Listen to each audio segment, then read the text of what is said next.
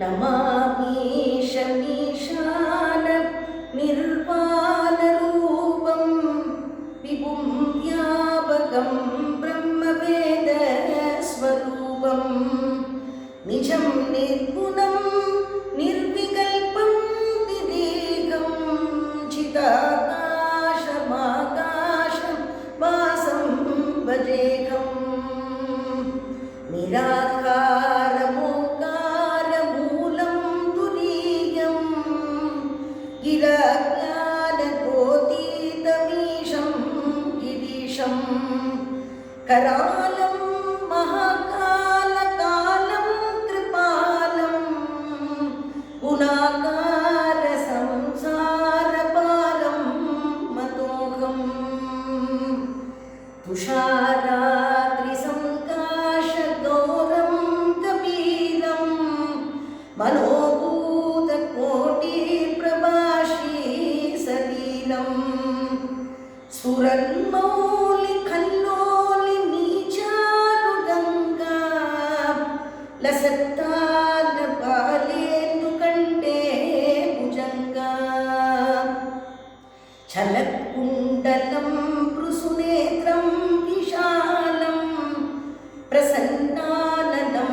नीलखण्डं दयालं मृगाधीशचर्माम्बरं मुण्डमालं प्रियं शङ्करं शर्वनादं भजामि प्रचण्डं प्रकृष्टं प्रकल्पं परेशम् अखण्डं मजं भानुकोटिप्रकाशं त्रयशूलनिर्मूलनं शूलपाणिं भजेहं भवानीपतिं भावगम्यम् कलातीतकल्याणकल्पान्तकारी सदा सज्जनानन्ददाता पुरारी चिदानन्द सन्तोषभोगपहारी प्रसीद प्रसीद प्रभो मन्मदारी नयावतुमानादपादारविन्दं भजन्ति लोके वदेवानराणां न तावत् सुखं शान्तिसन्तापनाशं प्रसीद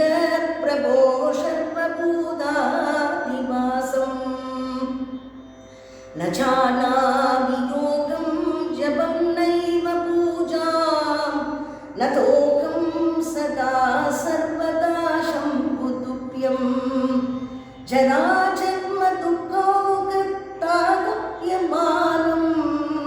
प्रभो पाहि आवन्नमामीश शम्भो श्रीरुद्राष्टकम् इदं प्रोक्तं विप्रेण हरितोषये यत्पठन्ति नरभक्त्या तेषां शम्भुः प्रसीदति इति श्री गोस्वामी तुलसीदासकृतं श्रीरुद्राष्टकं सम्पूर्णम्। ओम नमः शिवाय, ओम नमः शिवाय, ओम नमः शिवाय।